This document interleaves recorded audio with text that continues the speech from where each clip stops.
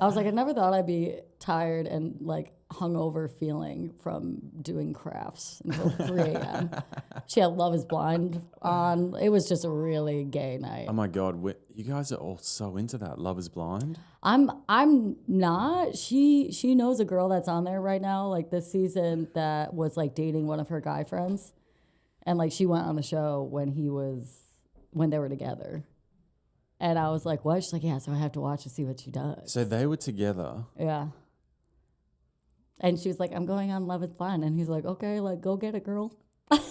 And she's like hooking up with people. Oh, yeah. She got engaged or whatever. I don't know if you've ever seen it. Yeah, I've seen it. So she got proposed to day one. Damn. Day one in the pods, yeah. Has she got like a great personality? No, she sucks. She's terrible. She's like, her voice, dude, it's literally just like, oh, yeah. It's like Uncut Gems, you know? I'm like, this bitch, she's got to get. But, yeah, so. And then now I got to the episode now. We like ripped like 7 or 8 while we were making our little crafts. And you're seeing your friend this whole time? Yeah, not my friend. Okay, my friend's girlfriend. Right, both. right. They're broken up now. Okay, yeah, Needless obviously. to say. Yeah. Yeah.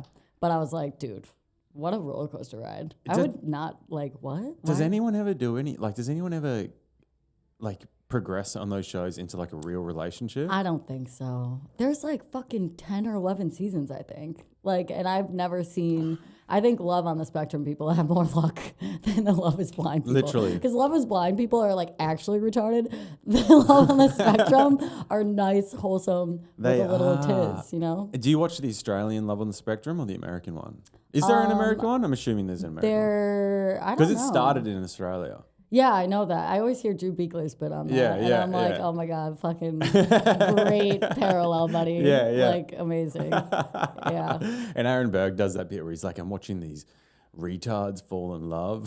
All below deck. Yeah. I know. I'm like, that's amazing. Because all those shows, like reality shows, least real thing in the world, everyone knows that. Yeah. But they're it's like it's like a car crash, you know? You're like, it's bad, but you can't look away. Right, exactly. Right? I'm like, it's entertaining. But they used to have a feeling of like authenticity to them. When they first started, like, I don't know, 7, 8, 9 years ago, or whatever. Yeah. There was Farmer Wants a Wife in Australia. I don't know if you had that in America. We just got it. Okay, we've had that for a decade.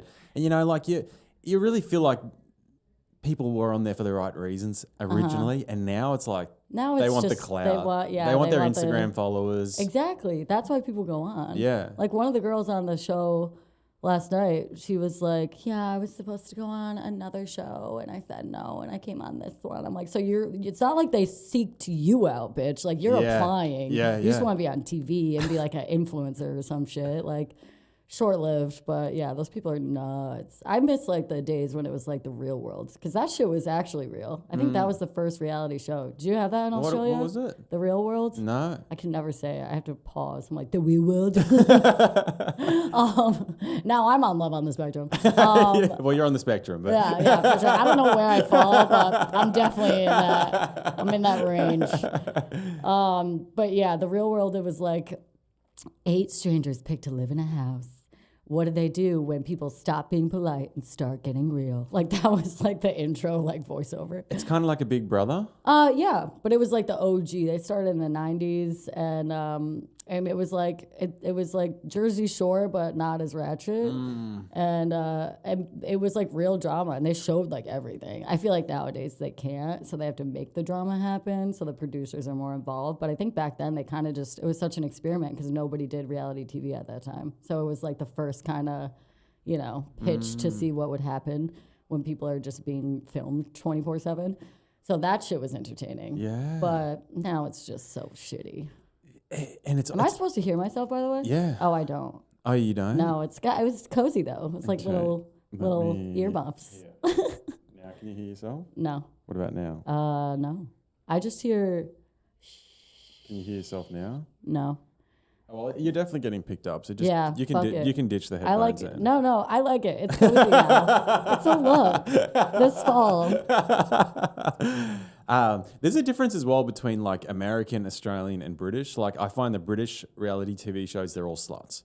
Oh, yeah. They are like Dude, anytime unapologetically whorish. Yeah. And I'm like, don't you realize like everyone's gonna see this? Yeah. Do you just like forget? They don't care. They're like, let's lean in. Yeah. I mean, I guess you have to. You're already there. Might as well like commit to the bit. But yeah, every time I go, like if I travel in Europe and stuff, anytime I meet like British people, they are like the craziest partying like animals. Like they're feral people. Yeah, dude. I have a great time with them. Yeah. I love them. But I'm like, this is just temporary. I feel like this is you all the time. Reel it in, buddy. Oh, God. I think the further north you go in England, the more wild they get. Yeah, and you know what's weird? I've traveled like a good amount, and like the only place I haven't been is England. Oh, really? Yeah. Interesting. I lived there for a little while. Really? Yeah. How was that? It was fun. Yeah. But I was in London, which is like, I don't know. It's kind of like how New York isn't really America. Like it's America in the sense of it's in America, but there's so many people from different places. Yeah. And it's not like if you went to like North Carolina, that feels like you're in America. Yeah, that's racist. Yeah. Now I'm home, baby. Oh God. But London was very cool. It was very like metropolitan. I prefer New York. I think New York's a better city. Yeah, I feel like everyone who's been to London is like, you gotta go, but it's not like number one on your list if you're gonna fly out there. Like you might as well go to Portugal or some shit. Which I love that place. But Portugal's great. Oh my God. I did a road trip all the way from north to south down the coast in Portugal. Dude, like down to Algarve and stuff. Yo, that's where I finished. That shit. Yeah, I did the same thing. I took like after I graduated college, I went there. And I was like, I'm gonna backpack through Europe, like fucking on my eat, pray, fuck shit. Like, and I was there for like 35 days, I think. It was like a little. That's a good trip. A little over a month. Yeah, I went with my boyfriend at the time. We were like college sweethearts, whatever. And him and I just backpacked all through there, and then we went to Spain. Went to like a festival there because that was like when I was in my early 20s. That was the move. Yeah. Going to a fest. I used to love the festies, bro. Just like ripping, candy flipping, doing all the drugs, feeling like I'm having a experience of a lifetime. You got to do it. At that age, it's weird when you see like people in their like 40s at that shit. I'm like, oh, you never like got out of the zone. Yeah. Like that fucking captured you and you just, now that's who you are as a person. But I like those people. Yeah, they're cool. Especially when you're on drugs with those people, you're like, I hope I'm a bit like you when I'm in my 40s. Yeah, I just want to shred. I don't want the whole meal. But give me a little piece of that. And life will be happy and blissful. But we went to a festival there. We're like fucking out of our minds, roaming around. And we saw this like acrobatic, crazy... I don't know, just a performance they had like so many, it was like concerts obviously, but then they had all these like people on like the ribbons, and they like go down them and stuff.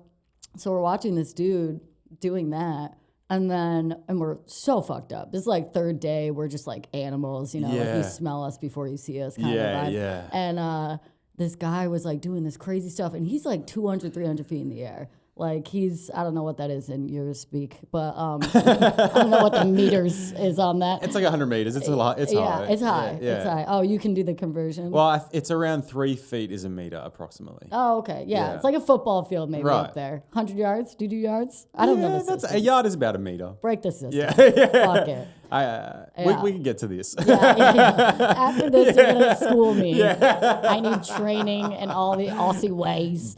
And the rest of the world. We're the only fucking idiots that do the other one. But anyway. There's 3 countries in the world that do this. Oh, really? Who else does it? There's Myanmar and there's one more country. What's it called? It's a country in Africa that you sent all your slaves to. Do you remember that one? Oh, yeah. I forget. I try to block that out of my memory. Yeah. I wasn't a part of it. That wasn't me, all right? You sent the free slaves there. You're like, all right, you've done your time now. You guys are going over here. Yeah, I don't know. I thought that was Australia. Yeah. That used to be a fucking prisoner of Azkaban island. Yeah, seriously. That was like the OG Alcatraz. Literally. Yeah. But we saw this dude, however high up. And we're fucked up. And then all of a sudden he's like spinning down and he spun too far and like fell off the ribbon all the way down. Far drop, died. No. Died. And we're so fucked up that we like think it's part of the act. Like I was like, oh my God. And everyone's standing there and everyone else is out of their minds. And everyone, like there was a minute, I think, of just like what? And like confusion. And then you just see the lights and like ambulance and all this shit come in. And then the next day in the paper, it's in Spanish, but we see the picture and we could get the vibe. We're like, that fucker died? That's crazy. So the trip ended in a weird way, but that was our last stop. Our last stop was Pamplona, and we did the running of the bulls. Oh, you did that? Yeah. Okay. Oh, dude. It was so fun. So you're a whack job. Yeah, I'm crazy. I've done some wild shit, but I have never ever sought that out. I'm like, dude. that is borderline psychopathic, running with the bulls. Oh, for sure. Yeah, for sure. You like have a death wish, dude. Dude, I don't know. I was like, because they say it's like statistically, they're like, yeah, 5 Americans get like gorged every year there. And I was like, I hope it's not going to be me. Like, my dad was freaking out. I bet he was. He was like, I don't care how much it costs to call you. I'm going to call you in 5 minutes and make sure you're okay. I'm just on the phone running. But I was like, I'm going to be fine. He's like, put him on the phone. My boyfriend I was with at the time. And he was like, if my daughter gets killed by a bull, I'm coming after you. And he's like, I'm going to protect her. Yeah, I bet you are. And what are you going to do? Yeah, I'm like, any human against a bull, you're going to lose that 9 times out of 10. Yeah, you know? And so we didn't realize, and I didn't know this till I got there, that it's like 7 days. So I thought it was like one race and that was it. But they do a race for once a day for a week. And so we're like observing the first few days because we're like, all right, let's like get the lay of the land. Let's get some tactics. Plan our escape, you know, get our fucking merch because you have to wear the red bandana, the white shirt, and all this. Like it's like you have to run. Yeah. And I was like, okay, I get it. You're like America. You gotta buy stuff to be in it. I get it. Appreciate it. So we get decked out. We're like scoping, strategizing, and then we're like, all right, let's just do it the last day because we're like nervous, obviously, and then. The night before, we're like out drinking, whatever. We're talking to these locals, and they're like, you guys are doing it? And I was like, yeah, that's why we're here. And they're like, oh my God, you're going tomorrow? Like, did you do it yet? And we're like, yeah, we're doing it tomorrow. And they're like, the last day? And everyone starts freaking out. We're like, what? And they're like, they saved the biggest, fastest bulls for the last day. And I was like, fuck me. I was like, no way, dude. And I was like, well, we got to do it now. And go big or go home. We're not going home, so we got to do it. And you get there, it's like 5 a.m. It starts at 6 a.m. It's like mad early. We were out drinking the night before. We probably get like an hour of sleep, leave the Airbnb, get there, and like we see these like 3 old men. They got to be in their 60s, but they're like fit. And they're like smoking cigs and like reading the paper. I was like, what? They're like, oh yeah, we've been doing this for generations. Like we always make it to the end. And in my head, so they do it every day. Oh yeah. Wow. Every year, every day. There's like families that do it as tradition there that live there, I guess. And I was like, all right, so like any tips? And they're like, just run for your life. Like, and they're like looking me up and down like, bitch ain't gonna make it. And I was like, fuck, you're probably right. And then they like fucking pull the bulls like balls to like get them mad to run. So like they're not only chasing you, they're like pissed. And they give you a 10-second head start or something like that. And I was like, that's not going to matter. No. But we started right at the starting line. Like the bulls were like right here. And I was like, and then they fucking ring the bell or whatever the fuck. We start running. I'm not kidding. I probably made it like 20 feet and I hopped out. And the whole week I'm like, I'll make it to the end. I'm going to be a boss. And I immediately lose my boyfriend. I was like, I don't know, every man for himself, bitch. Yeah. Like, this whole plan, we're going to like be side by side. And it's just so chaotic. And everyone's wearing the same thing. So you just lose the people you're with immediately. And so I hopped out. I like got on the fence and I'm just like holding on to it as the bulls run. I was like, I hope he made it. Like, I don't know where he is. And it's just so huge and crowded. And I was like freaking out. But the adrenaline is insane. I bet. Like, I was like, I need to bottle this and sell it because that's just crazy.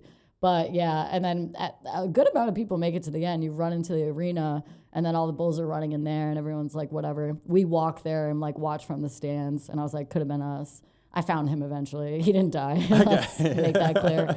And and then they kill the bulls, and people have a problem with that. But they like feed it to like families, and it's not like they just kill it for sport. I mean, it is like a sporting event essentially, but like it's not like they just kill it and like throw it in the river. Like they they utilize the bull. They have a whole like ceremony situation. So where they eat the meat. Yeah. It's like I don't know. I mean, I'm not like against hunting or.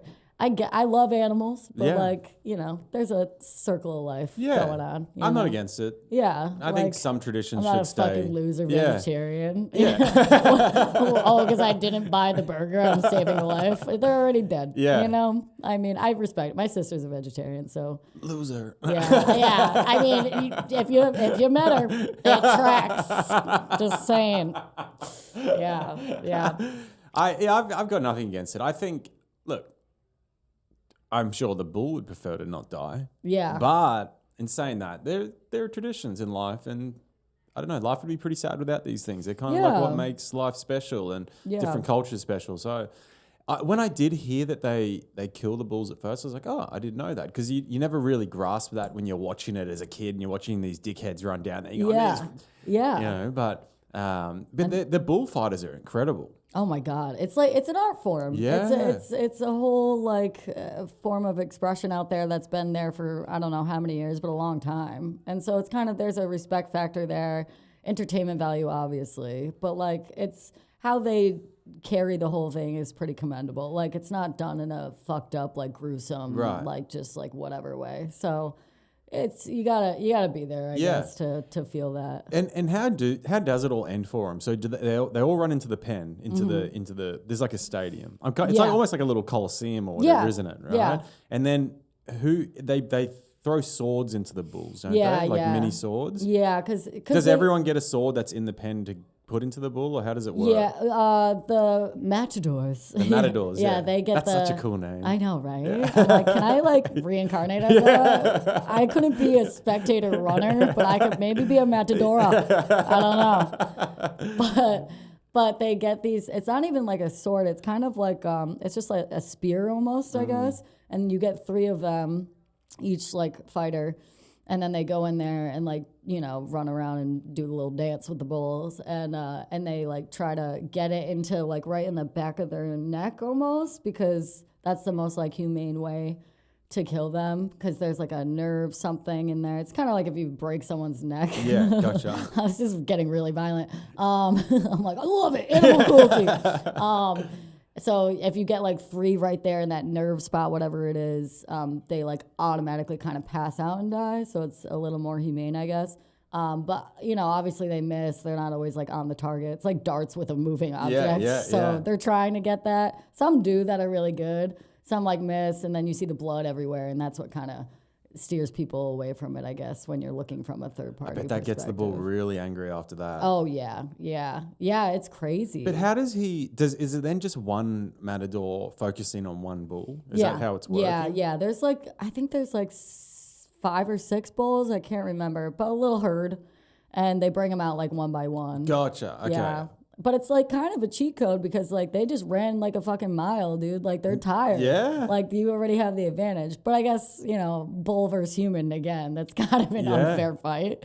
But yeah, they do like the flag and have all the tactics to kind of. That's cool. Kind of like rodeos here, but like way more crazy and like But it was a great experience. Wouldn't do it again. Like I got my fill. I don't need to run again. And there was like maybe 2 or 3 people that got gorged in the race that I was in. And like, they're always American. Really? Yeah. I'm like, God damn it, guys. Because they're hammered and they're idiots. Did they get, like, did anything die from that?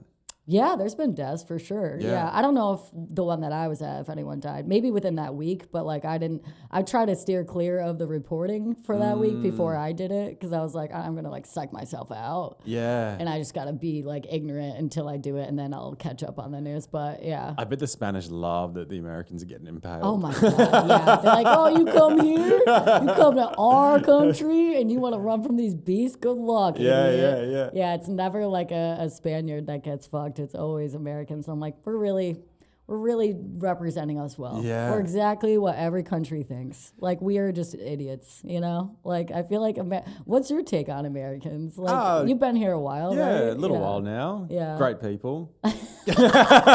Reading from a script. Americans are amazing. Americans are wild. I love America. I think you guys have a good sense of freedom, and freedom of speech is pretty prominent here. Yeah. You know, you guys say what you want. Yeah. Especially people that have grown up in New York. They're fucking... Ruthless, man. Ruthless people. Yeah. They're so cool. They just got so much personality and just don't give a fuck. Yeah. You know, whereas Australia, and kind of we inherited that from the British culture where we're kind of like stiff upper lip, you know, like we don't express our emotions as well, I think. Okay. And I don't think that Australia is in general as open as like a lot of Americans, but I don't know. It's just kind of different. Yeah. It's, I've never been to Australia. I want to go. You should go. I feel like if I rip that long ass flight, then I definitely gotta like go to New Zealand while I'm over there. Yeah, you have to. Fiji, just do the whole Bali. fucking circuit, and like rip it. But I've always wanted to go. I love Australia from afar. Yeah. I don't know what it's like. What's the biggest difference like between living there and living here with the people? I guess the people. It's very friendly. Yeah, they're like. Australians are very friendly people. Yeah, you're like, everyone here is a dick, but I love it. Kinda. Yeah. Well, these big cities, you kind of have to be. It's weird. You would think that being around more people, you would become like more open, but it's kind of the opposite. The more people you're around, the more you kind of stick to your own little cliques and kind of go in. Yeah. Because it's kind of like it's almost like self-preservation in a way. Yeah. You kind of shut off to everything around you just you numbify. to live your life. You really do. Yeah. Hey. Probably a self-protection defense mechanism almost. Yeah. But culture-wise, like, it's a wild culture. A lot of drinking, a lot of partying, a lot of drugs. Cocaine's massive. I think we're the highest users of cocaine out of any country in the world. Australia? Yeah. Really? Yeah, we're number one. Wow. Which is pretty amazing considering how far it has to go to get there. Yeah. It's a long boat trip. It's just like import export. You guys have fucking just huge crates coming in. We love it. That's our Coke crate. Yeah. That's crazy. Big party. I didn't think about that. Yeah, because you guys are just a big ass island. You got to just have ships coming in with a bunch of blow. Yeah, it's fucking good. Planes, trains. That's insane. And it's and it's like a chill back culture, like laid back. Like we're mostly, most of the islanders, everyone's on the sea. Mm-hmm. So all the way around the coast. So it's like, that kind of beachy vibe, I guess, is like, just like chill. I feel like it's a very surf vibe, surf town vibe. You know what I mean? Yeah, like, certain places for sure. Yeah. A lot of towns in Australia. Do you surf? Yeah. I feel like surfing. you have to. If you're there. Yeah, I love surfing. Where were you? I was in Brisbane, so that's like Queensland on the east coast. So it's like there's like Brisbane, Sydney, Melbourne, I guess Canberra. It's Australian. That's the ACT, Australian Capital Territory. No one really knows about Canberra. Yeah. And then Melbourne is down the bottom. Then Tasmania is that little island. Yeah. So that whole like east coast. Oh, that's sick. Yeah. Wow. Australia's cool. It's kind of interesting heritage, like being founded by convicts. Yeah, exactly. Which is kind of cool, isn't it? So Akon of you guys. Yeah, that's Akon. Crazy. I like that. Yeah, convict music. Did you go in the Great Barrier Reef? Did you venture in there? I never. No? No. Dude, that's like on my bucket list. I want to see that shit before it goes to waste. Yeah, I feel like it's not even as great as it used to be. It's like a good barrier now. Yeah. I really want to go to the reef, but I don't know. It's like I've always just traveled outside of the country. Yeah. I've always gone to different places. Yeah. I feel like it's kind of one of those things where you're home, you're so accustomed to it that you don't appreciate it almost. Yeah. And then, because that happens here all the time, man. Like when I see tourists in the city, I'm like, why the fuck are you here? It's just a big trash bin with rats. Yeah. But then you step outside of that and you're like, oh, it is actually a crazy place. Like it's I'd imagine one of the top places to visit. I think this is probably one of the best cities in the world. Yeah. Especially if you're like, because New York's so condensed, so you can see so much in such a small footprint. Mm-hmm. And it's like just a fucking wild place. Yeah. It's got everything. Yeah. Well, I also just love being able to walk outside of my door and just get anything I want at any time. Like the convenience here is just unmatched. Like when I go home upstate, I'm like, I gotta fucking drive to get a coffee now? Like, I just go to my corner bodega, fucking say what up to my boys. It's very communal here. Yeah. Which is weird because people are so transparent, which can come off rude. But it's something you get used to after a little while. Like, I remember when I first came down, it's like it feels like, at least at first for me, it was like there's millions of people around, but it could be a really lonely city if you don't know anyone. So like kind of transitioning into being, you know, a local here is a weird kind of process. Like I remember the first like 6 months, I was like, where do I go? There's too many choices. There's too many people. I don't know like what I want, where I should go. Like, you know, it was like overwhelming almost, just like overstimulated. But then eventually you hit your groove, you find the people and like, you know, get your spots and whatever. Yeah. But yeah, it's funny though, because I've been here almost 10 years and like my friends come down to visit and they're like, all right, what should we do? Where should we go? And I'm like, I don't know. Yeah. Like, I'm like, I know the places in my mind, but I have a chronic habit of like not remembering the names. So I'm like, there's this really cool spot. It's like over there. We'll just walk and find it. Like as soon as I walk in, like I do that all the time going somewhere. Like people are like, oh, meet me here. I'm like, oh, I've never been. That looks cool. And I walk in. I'm like, oh, I've fucking been here. Yeah. I've blacked out here before. Yeah. I like this place. It's so crazy. But I have no recommendations. I'm trying to, that's like my New Year's resolution every year. I'm like, remember places. Like I got to start dropping pins on my map or something. Yeah, seriously. You know? Did you find that when you first came here? I mean, my life is just comedy. That's all it is. So it's like my friends are just comedy. Yeah. So I really don't know heaps about the city. Yeah. And I'm like you. I'm terrible with names. Yeah. I'm terrible with names. Places, people. Yeah. It's bad. It's so annoying. Yeah. But I remember the visual aspects. Like I remember the layouts of these places, and I know the faces of people.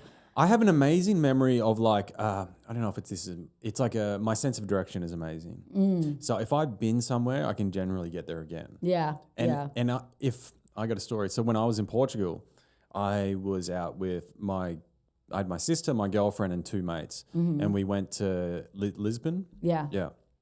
Lisboa.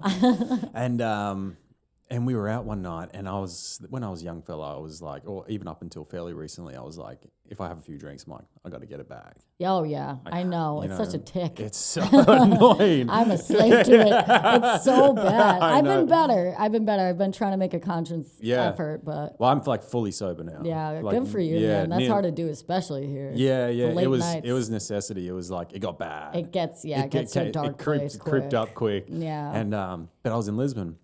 We checked in our Airbnb. We had a car. Airbnb was on the beach. It was a really nice place. Then we got a car and we drove into town. It was like a 15-minute drive. And we were all drinking and everyone was like, oh, we're tired. I want to go home. I'm like, I'm getting a fucking bag. Yeah. And they're like, all right, well, we're taking the car. And I was like, see ya. Yeah. Left him. Had no idea where the Airbnb was. Like I didn't have the address, nothing. And, you know, I was so drunk at that point. You couldn't talk any sense into me. I was like, I'm finding a bag. Fuck you guys. Walk around the city.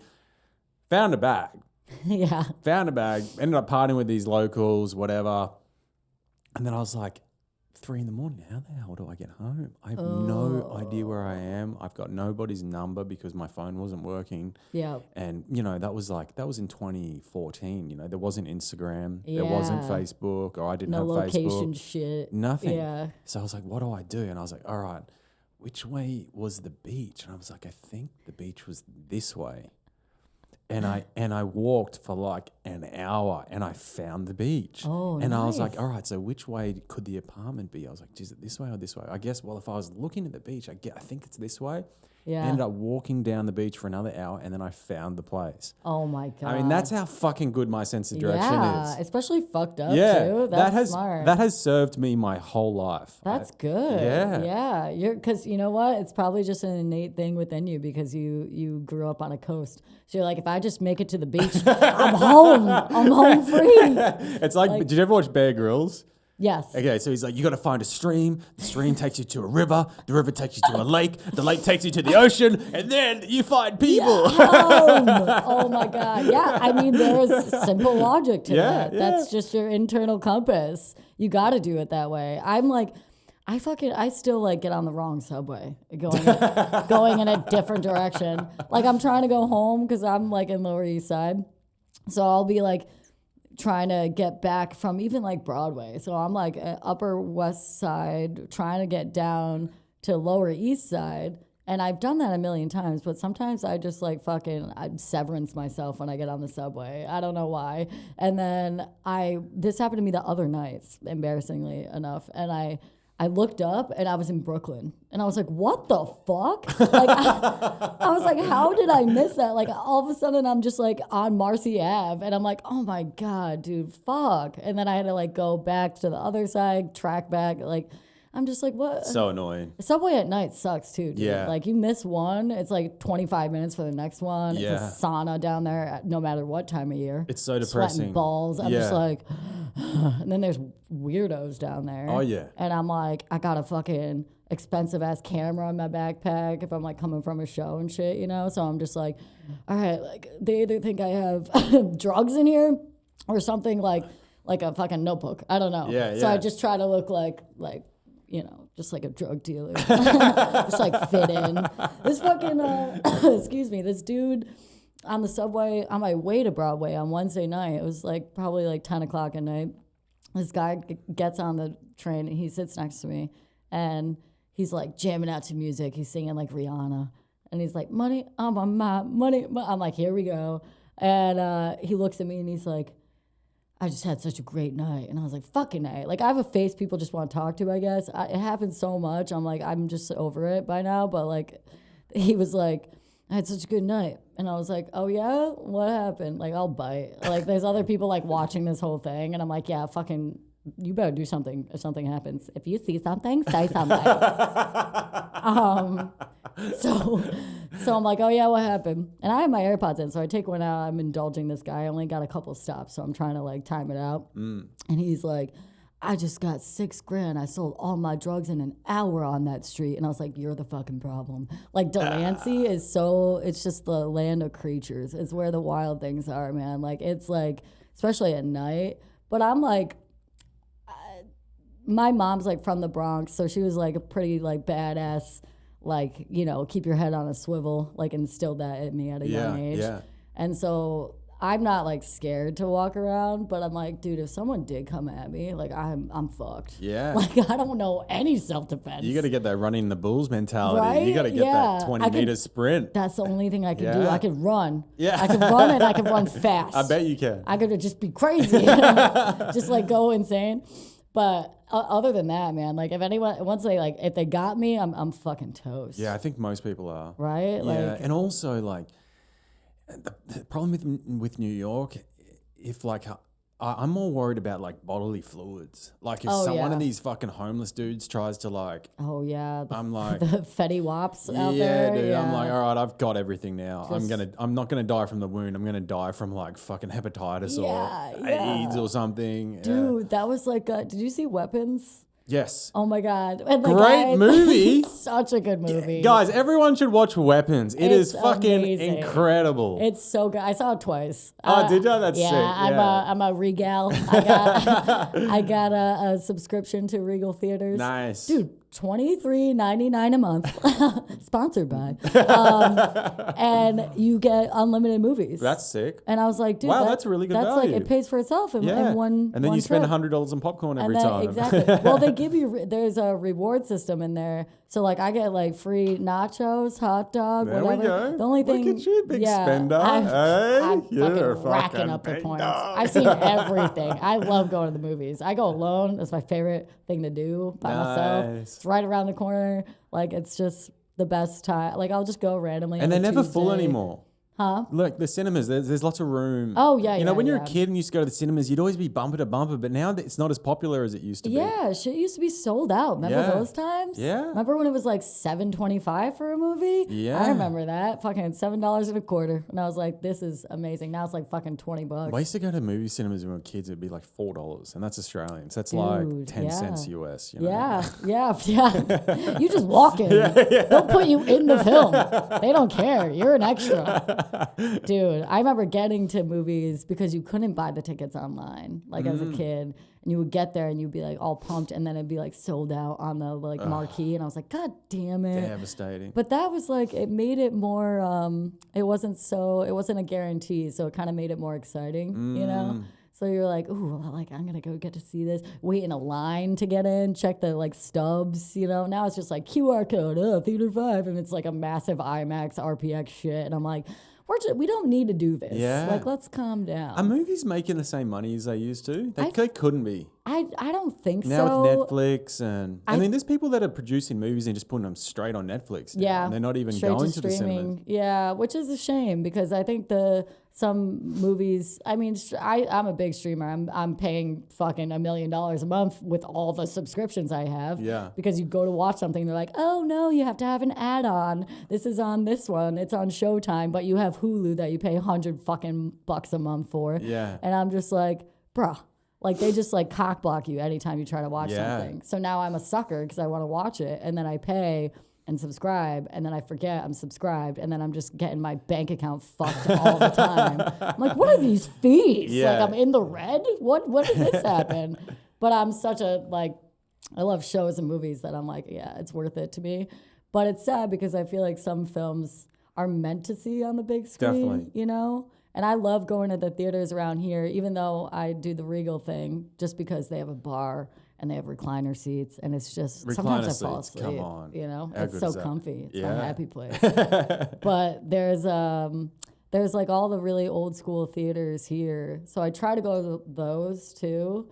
Like there's Angelica Theater in East Village. That one's a really cool like old school one. They only have like 3 theaters, and like I went and saw After the Hunt. Not good. Don't see it. It's with Andrew Garfield and Julia Roberts. It's like it's new. It just came out, I think maybe like a week or 2 ago.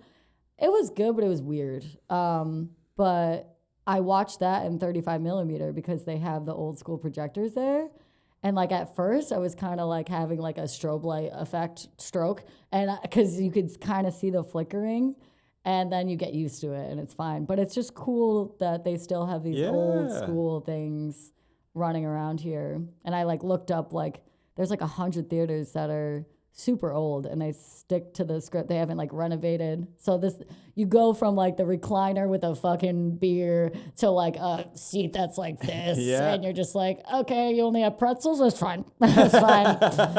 But it's it's fun to kind of, it's like almost time traveling when you go in there. It's cool. A neat experience. Yeah, you should try to go to one. I've been to a couple of Broadway shows as well, and like the theaters that they have, they're very they're very vertical, like in the way they seat. And I didn't realize how there's like no room in these fucking seats. Oh no! If you're a big man, it could not be comfortable. Well, because back then no one was fat, True. It was like Depression era, fucking eating cans of beans, people, and they could fit in that sit. Oh yeah. And like it's like now. Yeah. There's some fat Americans. Oh, we're the fattest country in the world. Yeah. Right? Like, we're not far behind you now. Huh? We're not far behind you. Like really? in obesity, yeah, I was going to say, apparently. what's the second biggest people? I don't know, but I looked this up recently, but I think America is like 54% obesity and Australia is 40-something, which is kind of crazy. Yeah, we got some fat fucks there too. The island is going down. Yeah, literally. Sea levels rising, not because of global warming, because we're eating good. It's disgusting, isn't it? Yeah, it's really gross. We have such a tendency to overindulge as humans in general. Oh, and for sure. People forget like other places like India and Africa and just like all these, other third world countries too, just fucking famished and like. And we'd be so fucked if we had to go to war. Yeah. Half the men in New York, like the Gen Zs, they all wear dresses now. And right? They're like little fucking fags walking around everywhere. They're like, you're going to give him a gun? Yeah. Please don't. Yeah. Please don't. Why don't you just take all the high school shooters, put them on the front lines, let them get the rage out. Just fucking, if they want to kill people, I guess go that way. I feel like it's just going to eventually transcend into robots fighting wars for us. For sure. You know what I mean? Yeah. Which honestly I support because we have the best technology, so we probably would win. Yeah. And no loss of human life. Yeah. Like, it's a win-win almost. War's so dumb. Yeah, I know. It's dumb. Like, I don't like what you're doing, so I'm going to kill you. That's insane. It makes no sense. That's so crazy to me. Like, who even like decided that was going to be I guess conquerors and like Napoleon era shit probably just slowly progressed into now a more strategized kind of way of doing that. Yeah. But yeah, it's so weird. It's disgusting. It's such so a disgusting bad. trait of human civilization. Yeah. I wonder if there is a heaven and hell. I know. If that, like, these people, surely. Like the leaders that are just pushing in, you know, like I don't know if you know about like the military industrial complex. Like, there's so much money in war. That's why that's why these guys want to go to fucking war all the time. Yeah. And I fully believe that. I fully get around that. It's like, these guys, if there's heaven and hell, these guys are certainly going to hell. Yeah, I There's feel like no doubt in my mind. you gotta pay for it at some capacity. Yeah. If not, what's the point of anything? What's the point of being a good person? I'll just be a bitch. Like, you know what I mean? It's just very weird. And like, I also just think about like, I'm sorry, I gotta take this in. Yeah, you go for it. That was my last one too. You want another Can I one? rip one of yours? Yeah, go for it. See?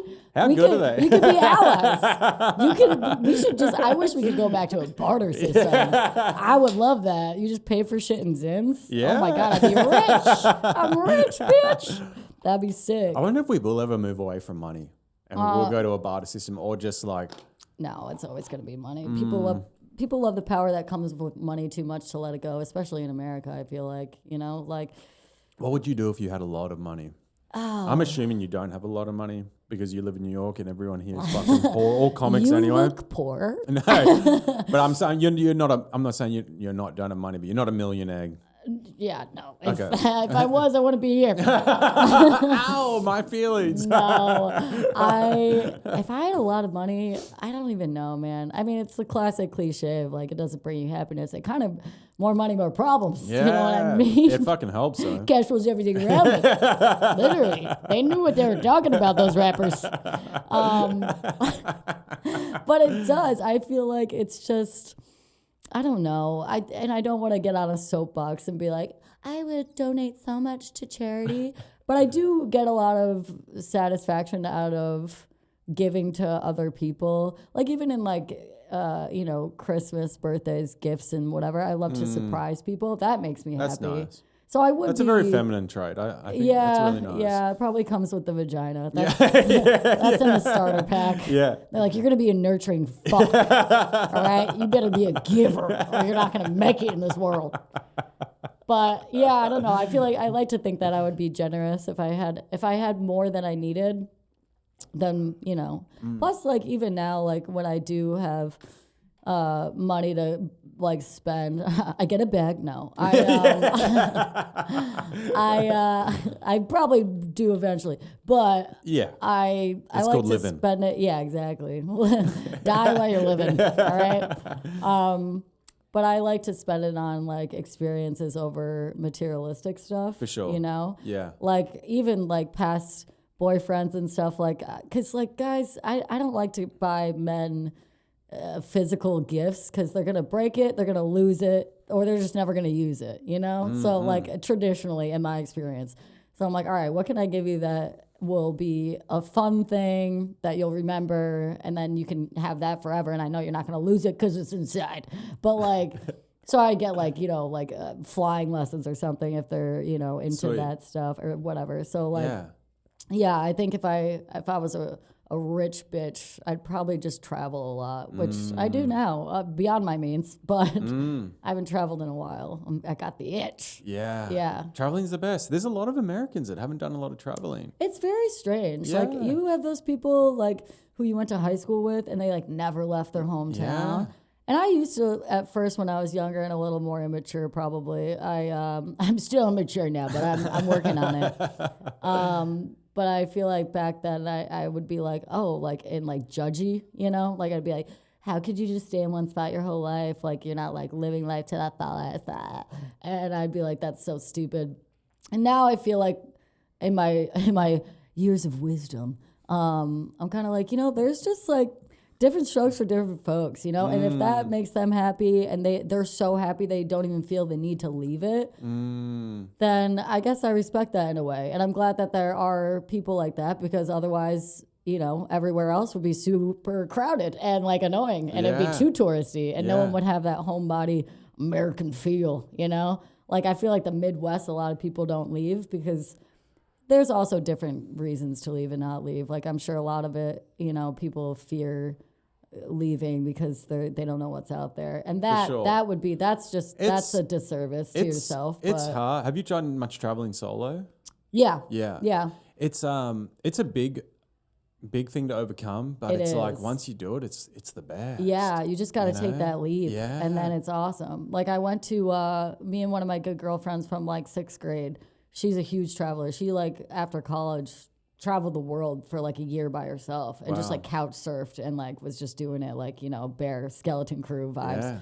And she has so many friends now, like from all these different countries and backgrounds, and it's so cool. And they all want to come to New York, right? So it's like she formed all these cool friendships, knows all these like different things, had all these experiences, and she did it alone. So it's kind of like you immerse yourself more when you're traveling solo versus when you're with someone, because you kind of are like tethered to that person if you are with somebody. Mm-hmm. So I feel like you almost like hinder the experience a bit because you're kind of going off what someone else wants to do too. Yeah. It's kind of like when you're at a concert and you're like with someone, they're like, oh, I gotta pee, and then you go with them. I don't know if guys do that, but girls always gotta go to the bathroom together. Yeah. And like, because I love going to shows, like concerts and stuff by myself. And I'm like, wow. Yeah, like it's so much more. You're so much in the moment because you're not distracted or like talking to your buddy or like, oh, let's get another drink. Like there's always a need to kind of. And when you lose someone, fuck, that can ruin your day. Oh my God. Then you miss so much shit that's happening that you paid to see and you're not seeing it because you're concerned, you're distracted.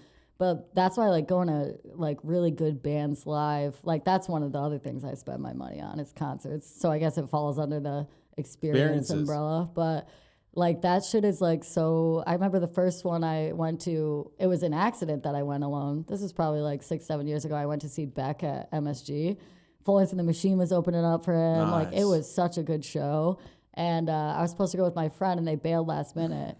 And I was like, oh, like, am I going to go alone? Like, that's weird. And I was like, you know what? Fuck it. Like, I already have the ticket. I really want to see these guys. Like, so I went. And I had the best time. And like I found other solo people and we all kind of like congregated. That's and we're just like vibing out. And then like we all went to a bar after and drank, and like I still talk to some of them now. That's like sick. You never know who you're gonna meet, what you're gonna see. It opens yourself up to more opportunity, and I feel like you get the most out of things when you're alone. Yeah, I did a trip a couple of years ago. I went to Ecuador and did an ayahuasca retreat. Oh, that's sick. I want to try it. Yeah. How was that? Wild. Yeah? Yeah. What was it? Because I had a few friends who did it in like Mexico. I was like, that's the generic way to do it. But it's, they were saying they like got mad sick and like threw up. Everyone gets sick. Especially on the first night. So I did a 10-day retreat. Oh, shit. So I did 4 ceremonies in those 10 days. And the first like 1 or 2 ceremonies, you definitely throw up. But it's like your body's way of like getting rid of all the toxins and stuff. And then the following ceremonies you don't. Yeah. Because your body's kind of like fit and ready for it, and you don't have all the shit in your system. Yeah. Strap in. But it's wild. Yeah. Yeah, very like hallucinogenic, very like visual, very it fucks with you. Yeah. It fucks with you. To teach you a lesson, it fucks with you. Yeah, I was gonna say, I feel like you have to go into it very clear-headed and like be in a good spot. Yeah. Like even if you're not trying to, release that before. Yeah. Because I feel like it comes with you and you have a bad experience. Yeah. How'd you prep for it? Well, you can't. I don't think you can really prep for it. But if you can have some sort of intention of what you want to deal with, I think that helps. I didn't really go there with any intentions because, like, I just wanted to try it. Like, I'm just trying to rip I just wanted to, like, experience it because, like, I have been a drug enthusiast my life. Yeah. Not that it's a drug. Everyone would be, like, upset that I call it a drug. It's a plant medicine. But, it's the same sort of family. Yeah, it's like saying weed is, like, I'm like, it fucking grows in the ground. Yeah, whatever. Shut up. Like, but it's wild. And I recommend it. You should do it. Yeah. I can give you the details of the retreat that I went to. I'm going to do it again. I'm going to do it next year. Yeah? Oh, okay. Yeah. Nice. But then after that, I was like, all right, what do? I had a ticket to go back to New York. And I was like, I'm just going to delay it for a little bit. And then I delayed it for a week. Yeah. Then delayed it for another week. Oh, my God. And then 9 months later, holy shit, a full pregnancy. Yeah. That changed you. Yeah, I just kept traveling. I just bought a surfboard and went, fuck it. And then went all through Central and South America. Wow, that's all wild. Solo, just met people on the way, and then they'd be like, hey, come to Nicaragua and stay with me here. And I'm like, all right. And then come to El Salvador, and I was all right. Come to Peru, come to Chile. Just let them guide you. Yeah. And then, if someone said, I ended up doing a surf trip down in like the bottom of Chile, like where it was like snowing. That's sick. Yeah, it was like we were like literally surfing in like snowy fucking. That's so trippy. It was wild. Like the whole trip was just insane. That's awesome. Oh my God, because I've wanted to do that for a long time, but I haven't done my like appropriate research for it. Like I feel like you got to find a really legit place where it's like authentic and not one of those like this place is legit pricey ass like fucking. I think this place is like $1,500 US for the 10 days. That's not bad. And it's in like the Amazon rainforest, Ecuadorian Amazon. Wow. And there's like they like take care of you. All your meals are done. Breakfast, lunch, and dinner. There's like a beautiful river that runs through, like freshwater river with like, it's just gorgeous. Wow. So you go swimming and enjoy, and you basically do nothing during the day because like the ceremony kind of zaps you. What was the ceremony like? Like, are they just like banging drums? What's happening? There's a shaman. It's like a legitimate shaman that like sings you songs. So what happens is you all like sit in a circle under this, I guess, I don't know what it's called, like an awning. Yeah, like a big canopy situation? Yeah, a big canopy. Okay. But it's like open on all the sides, so you like can see and hear the jungle, hear all the monkeys. And it's like, and you do it in nature. Yeah, and you do it, and everyone has a mattress and a spew bucket. A spew, and then do you have to fucking shit in buckets too? There's a toilet block next door, okay. So you can go shit. Like, how earthy are we getting? But you take the spew bucket with you to the toilet because you often will have to do both at the same time. It's like coming out both ends at the first time. It's wild. And it's complete blackness. There's just one candlelight in the middle. That's all. And then you take the ayahuasca. It's just in a shot glass. Oh, it's only that much? Yeah, it's just a shot glass work. Wow. It's very strong. And then you wait sort of an hour, and then they say, does anyone want any more? And you can then take another one if you want more effects. Never take more. I did every time. You did? Yeah, basically 2 shot glasses each time I Okay. did. But the shaman will sing a song, and he does it all out of his vocal cords. And it's like... You're pretty good at that. You should be a shaman. Move there. And he does this whole thing for like an hour, and then everyone's starting to feel fucked up. And then what he does is he brings you up individually, and you sit in front of him in darkness, and he comes around you, and he has all these like feathers and leaves, and he's like and sings you a personalized song. Ooh. And then at the end, he goes up to you and goes on the top of your head and goes.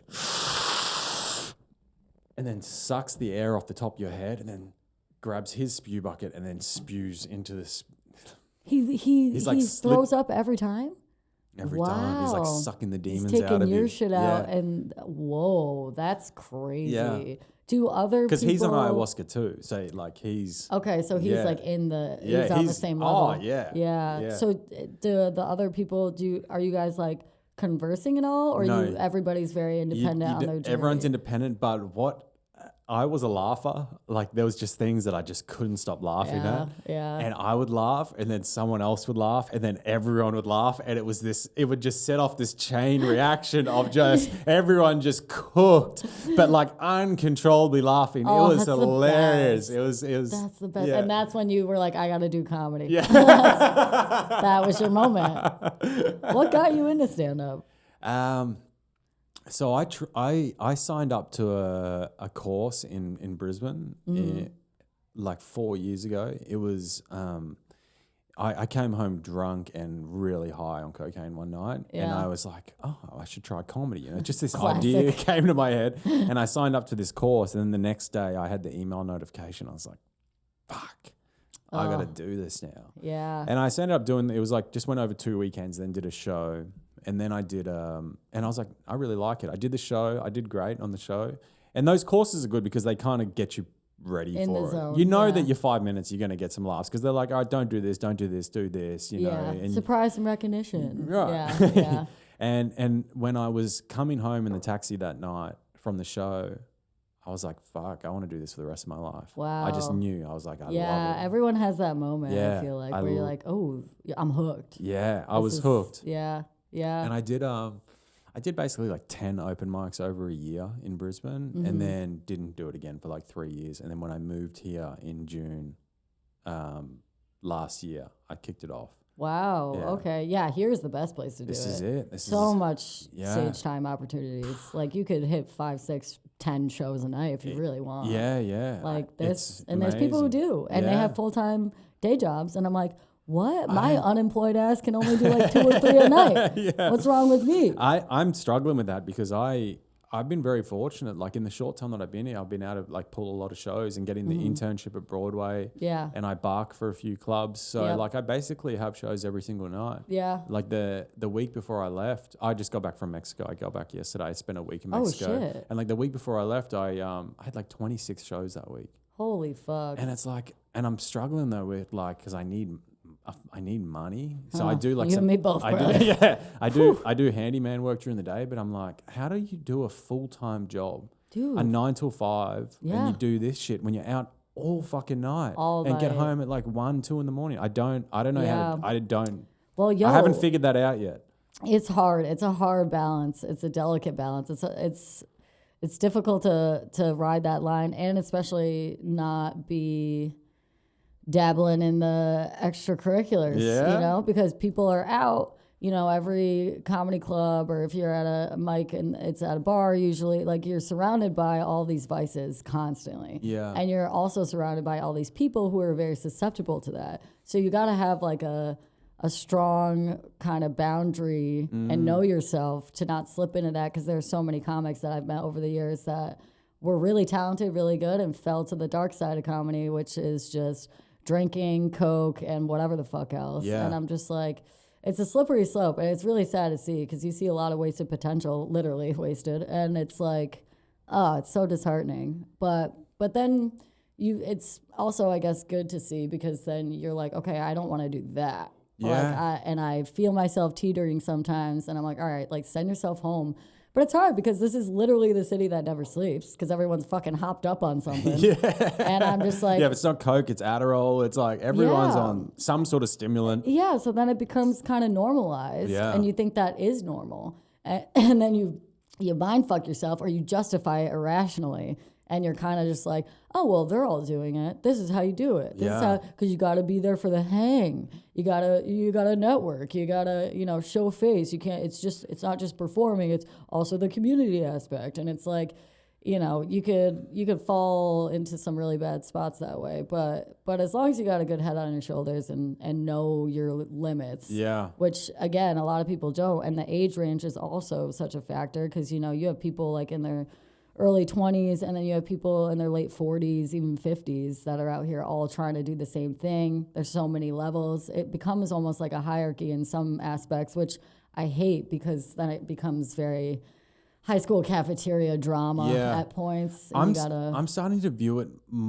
like, I think the community in the hang is amazing, and that you get by default, but I'm kind of viewing it more like I look at it like an individual sport, like tennis. Yeah. You know, where you really kind of have to just run your own race and stay in your own lane. Yeah. Otherwise, you just get pulled too much to one side. Yeah. There's too many like opportunities to go to bars with people and like. Yeah. And they're like, oh, come out after, and it's already 2 a.m.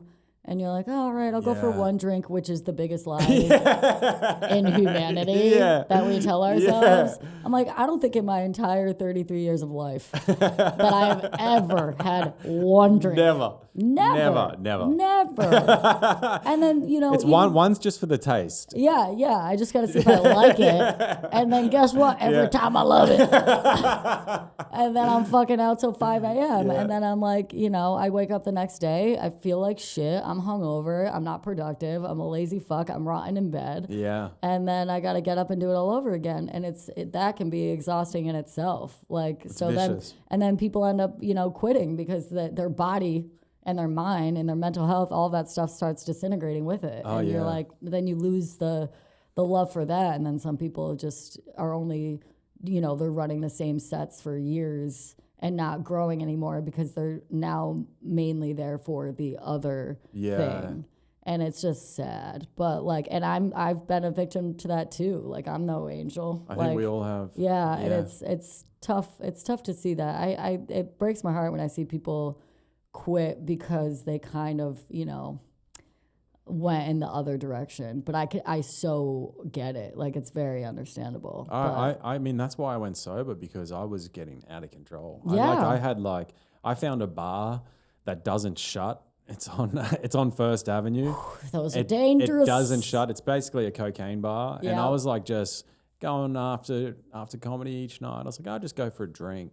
I'll just get a bag. Yeah. Oh, fuck it. I was coming home at like 11 in the morning sometimes. My wife was like, what the fuck is wrong with you? Dude. And my mum kind of caught on to it, and she's like, dude, if this is what you're doing, like, what are you fucking... You may as well just come home. Yeah. You're just wasting your life. And then I was like, all right. So I just stopped everything. That's my only defense mechanism, was just stopping everything. Because I can't like do the drink and just do the drink. Like, all right, I just like become an animal. You know, I can't just do one drink. It's just impossible. No, it's not. It's such a, it's funny too, because the drinking always leads to more shit. Oh yeah. Like, I'm never like sober, like, let me rip some cocaine right now. Like, then that's a problem. Now you're like Wolf of Wall Streeting it. Yeah. And you should just go work in finance. Like, you'll crush it. If you're having lines for breakfast, you're going to be a star. Like, fucking get in Wall Street, dude. Do some stocks. But like, yeah, like so I know once I start drinking that I'm gonna do the bag shit. So like, I'm trying to not drink as much, or at least do like know and tell myself a believable lie, which is I'll have 3 drinks and then I'll go home. Yeah. And sometimes, you know, I'm getting better at that. I've definitely calmed down so much just because I'm fucking exhausted. Yeah. You know, and sometimes I'll even justify blow by being like, well, you know, if I gotta stay out and I gotta do this other thing, then I gotta stay up. I gotta stay awake. I gotta be alert. This is for my job. This is professional cocaine, okay? I've graduated. Like, and you're just like, why am I lying to myself? Like, you know the problem, bitch. You're not dumb. Like, stop it. So you just want cold turkey. Cold turkey. How the hell do you manage? How long has it been? Nearly 6 months now. Holy shit, congrats. Thanks. That's impressive. But it's actually getting easier over time. Yeah. But I miss, like, because now I don't like see, with doing shows and then, you know, doing a lot less mics, I don't see like a lot of my friends that I made when I first started. So I'm kind of in this like weird like no man's land at the moment, where it's like, I don't almost know where I sit in the whole thing, but I'm just like, oh, fuck it. That's why I'm looking at it like a solo sport at the moment. I'm like, I'm just going to keep going. I'll find my groove eventually. Yeah. But I wanted to ask you before we have to wrap up, like, how did you get into comedy? What was your... I know. I'm trying to get that. You got it? I know. Oh, no. Oh, fucker. I know. He's a little shit. A little fruit fly getting around. Yeah. Fruity bitch. I'll make it quick because it's kind of a long story, but in college, I pledged a sorority, shock, and it wasn't really a sorority. It was like a gang. Can you tell me how that works? Yeah, you just become someone's bitch for a semester, get shit on. Was it a female sorority? Yeah. I went to school in Buffalo, so when I transferred there from a community college, and I came in, I was like, all right, now it's weird when you transferred because like people already have their groups. So I was like, all right, how can I like meet people in a more organic way without forcing myself? And I was like, I'll just pledge a sorority. So I did Rush Week, which is where all of them like kind of showcase their sororities, and then you pick one. And then they also have to pick you? Is it kind of, yeah. I'm sure it's different at different universities, but at mine it was kind of like had to be a mutual thing, and they ask you, you know, tonight, come to blah, blah, blah to join. And you have a huge party. You're like, this is sick. And they show you, you know, what it's like to be in it. And then the next day, you're hungover. You hate your life. And they're like, get to the sister blah, blah, blah's house right now. And it switches like a fucking light switch, dude. It's crazy. And they're like, then they're just cunts to you. And I'm like, okay, and not in the fun cunt way that you say, like bitches. Yeah. And it's just like crazy. You're like, oh my God, you fake slut. Like, what? Wow. Yeah. It's like out of the movies. Yeah. This is so wild to hear this because this doesn't happen at home. It's so American. Yeah. And if you go down south, they're way crazier about it. Like those are the TikToks you see where they and like look like they're all like on fucking crack, like doing their choreographed fucking like welcome dance in front of their huge pillar house. Like we were in like condemned homes. Like I'm pretty sure the sorority house that I would like frequent and like all the other places were just like unlivable. Like it was disgusting. We were ratchet gals. But how's the egos of these girls that have like been in sorority though? Oh, it's so inflated. Okay. Yeah, they're crazy. Imagine. They're crazy. There's some cool ones. I bet. There always is. Yeah, like when I crossed and I was in my sorority as a sister, and then I had pledges, you know, like I was like chill with it. I would just use them for like getting me food when I'm hungover, like go to my class and take notes for me. I'm not going, that kind of thing. But like, are you all living in the same house together? Is that how it works? I feel like some places, yeah, but like we had so many people that we had like 3 or 4 houses on the street we all lived on. So you kind of go in like groups of like 8, 10, 6, whatever. Yeah. And so you like I was nice. I didn't haze. Like I wasn't a hazer, but there were definitely some girls who were on like a power trip and like really abused it. And some of the stuff I'm like, oof, like I don't fuck with that. And then I just wouldn't hang out with them because we were such a big group. You can kind of avoid people you don't like. Yeah. But yeah, it was the hazing process. Other sororities there definitely got it way worse. Like I would like be walking by like 2, 3 in the morning of a 7-Eleven and you would see all these girls lined up in like shorts and like t-shirts and it's like snowing out. And they're just like all there like blindfolded shaking and like the girls are yelling in their faces. And I'm like, we're just publicly abusing these people. But that wasn't the sorority I was in. That was a different one. And I was like, I'm not joining that because I'm not going to submit myself to that shit. But it was mostly like sleep deprivation, stupid tasks. You know, they give us like a puzzle and there'd be pieces missing. And then when we couldn't finish it, they'd yell at us. Like it was like psychological warfare. But one of the things was like we had to do a bunch of sketches for them and like make them laugh. It was like entertainment night. That is so funny. Yeah. And that I would love to do when I was like, you know, when I They're like, make me laugh, slave. It was make like, me laugh. It went like we reverted back to like jester age. Yeah. And so through that, I kind of got into comedy, weirdly enough. Wow, that's a great story. Yeah. And then I roasted like all the seniors graduating because they're like, we want you to roast us. And I was like, okay. And then throughout my college career, I suppose, it was like all the frats would hear that I was doing that. And they're like, can you roast the guys? So I was like roasting and doing all these shows without being aware that that's what I was doing, like kind of like a stand-up vibe. Then I went out to LA because I studied film. I wanted to be like a music supervisor and make like soundtracks to movies and shit. Sick. That didn't work out. Clearly I'm here. And then when I was out there, I was broke. I had no car. I was biking everywhere. Best shape of my life.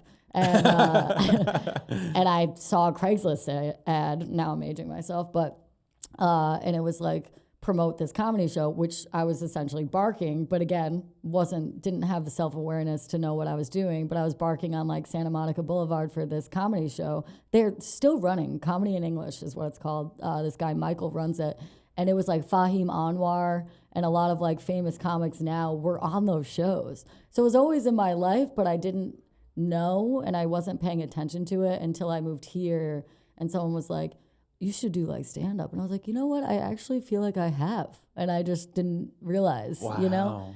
And then I started doing the talent showcase bringer show stuff at like Gotham and whatever. And, you know, everyone has a different kind of path. But so that, and then like you, once I got a taste of it, I was like, oh, I want more. Like this is, and then, you know, the rest is history. But it's incredibly crazy. addictive. It is. It's a drug in itself. Yeah. And you know, obviously people have egos, you know, a lot of things get in the way and vices like we were saying. But overall, I'm glad that it led here eventually. Yeah. I'm happy with my final destination. Yeah, and you're excited killing. To see where it goes. Thanks. I'm trying. I'm killing myself doing it. Yeah. That's for sure. But it's part of the game. You just gotta keep grinding. You've done well, and you're super funny, and you found a nice group like with you do the podcast with Troy and Brent. Yeah. And they're fucking legends. Oh my God. Yeah. I know. I had Brent on the pod. He's so funny. He's such a sweetheart. He's such a nice guy. One of the most genuine people in this industry. Yeah. Here. Like he's just what you see is what you get. I've known him for a few years now. I've only seen him get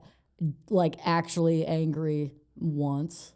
Like he's just such a happy, positive energy. I love seeing him out. I'm like, Brett, like he's just always on, and it's very authentic too. He's not faking it. He's a great host as well. Oh, he is. Yeah. I know his comedy, as a comedian, his sets are great, but as a host, he's phenomenal. Gets the people going. He does. He's got this incredible energy where he does this thing where he almost yells the name of the comic that he's bringing up, and it's fucking it's energizing. Yeah, it's very.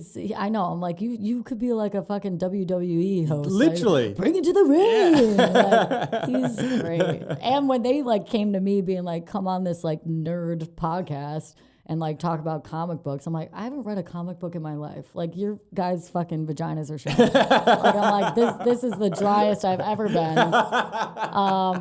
But it's funny because I like to open myself to things that I'm not well versed in, and through that, now I like comics, and now I understand Spider-Man and Batman on a level I never thought I would. And it's just crazy lore. It's like a whole other world that opened up that I didn't know existed. I mean, I knew of it. It's such a Marvel, DC. That whole universe is insane. But there's now, a lot of people into it. Yeah, and it's a great little community grab into. Never would have saw myself doing it. Yeah, but it's fun. I love it. And Troy, I mean, he's a freak. I saw him at Broadway because obviously he's been there a lot lately, and I saw him one night he did 5 back-to-back shows. It was a Saturday night. They just put him on every one. And each show he did a different set, a different 15 minutes. He doesn't usually bomb. He's a freak. Yeah, he's a terrorist, man. He's so unbelievable. It's how do you get to that level? Yo, I mean, he fucking graduated high school, moved here at 17, and just was ripping stand-up for the last 10 plus years and really worked at it and finally got, the fruits of his labor a couple years ago when he got signed. And then he went on the road. He took me on the road, which I was very grateful for. That whole thing is a totally different ballgame. I bet it's been amazing. Yeah, can you explain what that's like? It's crazy because initially I was, naturally nervous, which was weird because I haven't been nervous to perform in years. At first you always are. I used to rip a fucking G&T before getting up there to calm myself, not shake with the mic. It's so funny to look back now. But I started getting those nerves again when I first went on the road with him because I was like, okay, are people in bumfuck Idaho gonna get my humor? Is it gonna be weird? Should I change my set? And I was like, you know what?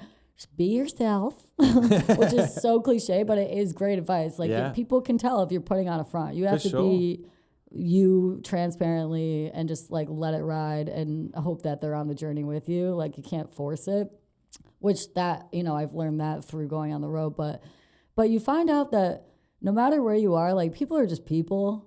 And I think also performing here, you get so many tourists that you almost have a leg up if you come up anywhere else because you already have the diversity in the crowds to relate to. Yeah.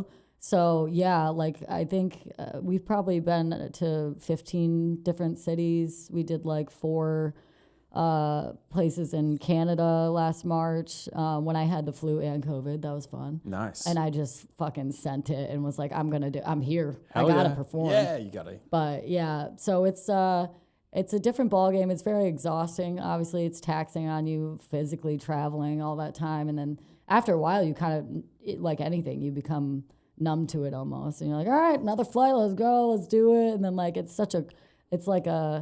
it's a high, and it's always a good time. He brings in such a good crowd. They're always such nice people. And I've never had a problem. It's always been, they've been good sets, some better than others, but never a bomb or, they're you could breathe in the laugh. He brings in great people. They just want to have a good time, which is the perfect crowd, you know? So it's fortunate in that aspect, but yeah, it's it was good. I'm really glad and, you know, grateful that he's brought me on so many shows, because it's definitely made me grow as a comic, like tenfold. Like, yeah, and it's now also set the pathway for you and where you can go, because like eventually that's going to be you bringing people on the road. Exactly. And now you know exactly what it's like. I mean, you've probably made connections with these clubs and places and cities, and so and you pay it forward. Yeah. And you keep doing it, and that's what it is. It's kind of like the rite of passage, isn't it? Yeah, yeah. Especially because like you see all these groups of comics who are, you know, now like cross the threshold and are famous and have specials, and you know, like you see all the little troops of people. You know, you got like fucking Norman, Shane Gillis, and like fucking what's his face, that ginger fuck. He's so funny. Oh my god. He's on that podcast with Lee. Shit. Andrew Santino? Yes, yeah. I love him. Yeah, he's so funny. But like funny. you see them all, and then you see these pictures they'll post of like throwback, and it's the same group. And I'm like, yeah, because first of all, there's room for everybody at the table. Don't get into the competitive mindset, only with yourself. And you all help each other and bring each other up. Absolutely. Like, there's some people who get too laser focused and are like, oh, fuck you, and like take it as more of like a, I'm going to make it, and like, fuck you guys, you're my competition. I'm like, no. That's not the way to do anything in life. And it's a bad trait. And it's fun. And you could you find your people, and, you know, some get more success than others, but then you bring them on, and if you could tell if someone's got it or not, you know, and just give them the opportunity to show that. Yeah. And if they prove themselves, then more opportunities will come, and it kind of just snowballs into the direction you hopefully want to be in. Yeah. But, yeah. It's a crazy thing to pursue. Yeah. And the hard thing to get your head around is it's there's no guarantee in this. Mm-hmm. You know, like we're really doing it because we love it. There's not a lot of money. There's not. Until you start getting to like Troy's level. Yeah. It's almost like there's no money and then there's some money. Yeah. There's not a lot of middle class in comedy. It's there's poverty, and there's you're either out here grinding, broke as shit, being a teacher during the day. Yeah. and then there's, you know, you finally cross that threshold and you're making some good sustainable money where you can, you know, that can be the only thing you're doing. But takes a long time, man. Takes a long time. And everyone has that misconception of like, oh, like they got famous overnight. I'm like, no, these people have been putting in the work. Yeah. A lot of hard workers out there. Jared Waters, biggest hard worker I know. Yeah. You know, he's everywhere all the time. I'm like, I see him more than not see him. Yeah. You know what I mean? Yeah. And he crushes every time. Every time. I'm like, God damn. He's so funny. But it's inspirational, you know? You're like, they're doing it. If they can do it, I can do it. Yeah. And obviously not everyone is going to be equipped. I think the biggest reason that people don't make it is because they stop doing it or they stop loving it. And that's the problem. Once you don't have that passion anymore, that's kind of, I think, when you start to fall off. Yeah, and I think you also need to have a bit of a business mindset too. Yeah, because you're a business. Yeah, and at the end of the day, you need to figure out a way to sell yourself and put yourself out there. Especially now with social media, dude. Like you're the fucking director, producer, editor, like entertainment talent, post production, all the stuff. Like you gotta keep up with everything, which is kind of like, I'm like, oh, I wish I would like started doing this in the 90s, you know, when I was a baby, just ripping jokes as a child. But then I'm also like, oh, that probably had its own obstacles that I'm not fully, you know, aware of. Like, especially like, not to be like a female in comedy, but I imagine women in the 90s coming up, it was way harder too. Probably. Yeah. So, yeah, I mean, you get the classic. Like, every fucking negative comment that I get on any social media is just like, women aren't funny. I'm like, come up with something more original, okay? Like, if you don't like it, move along. Yeah. Keep scrolling, you fucking weirdo. Like, you come do it. Get out of your mom's basement and go on stage, you little twat. Like, who are you, bro? What are you doing? But, yeah, I don't know. Now it's social media is kind of a double-edged sword, right? Because you got to keep up with the Joneses, and then you see all these, like, content creators or influencers now doing stand-up. And some of them are able to, you know, merge and transition flawlessly. But I feel like it's more rare because it is I think people forget if you're funny online doesn't mean you're going to be funny on stage, you know? Like you got to kind of understand the craft. Like it is such its own thing and you can't just jump in and expect that you're going to get it right away. No, like it's such a process. It takes a long time. Yeah. Just as much as I can't, you know, nail the online content stuff. I'm trying, but it's weird. It's hard. Like it's a different ball game. Yeah, I feel like the guys that have got success in it are the ones that have just tried everything and they finally sort of found a lane which is like working for them. Yeah. You just gotta not care at the end of the day. You just gotta put yourself out there. Very vulnerable. Yeah. Comics are very complex too. We got a lot of problems. That's why we're doing this. Yeah. You know, like so you gotta find a way to use that kind of pain or whatever your source is and turn that into something hopefully profitable. Yeah. But, you know, it's also therapeutic in its own sense. So you do get something out of it. For sure. Yeah. Well, listen, it's been fucking awesome. It's been great. Can you give everyone your socials? Tell everyone where to find you. Oh, you also do your own podcast as well, don't you? Yeah. Shotcast. I gotta have you on, but now you're sober, so we'll just do shots of energy drinks or espresso and get really fucked up. I've had sober people on. We've done like cannabis infused stuff. Nice. Or we'll do energy drinks or espresso. So those are actually real things. But yeah, Shotcast podcast. That has its own Instagram page, finally. Nice. And then my Instagram is at Slater_Harrison. It's pretty much Slater Harrison on any social media platform. There's not many of us, so you'll find me there. I used to have a website, but I can't afford the payment for that anymore. So just Google Slater Harrison. You'll find me. And if not, I'm always around. I'm always around the city on some random ass show. If you're in the city, just come find me. Guys, Slater Harrison, she's fucking hilarious. She's a fucking legend, as you can see. Follow her and follow her podcast. And you also do a podcast with Troy and Brad. Oh, yeah. I forgot that plug. God damn it. Sorry, guys. Secret Identity. Comics talking comics. It's a good time if you're into the nerdum stuff. Yeah. So, yeah, or even if not, because I wasn't, and now I've changed. So. You too can become a nerd. You can. Anyone welcome can. you. All right. It's been a pleasure. Thanks for coming on. Thank you so much. See you on the next one, guys.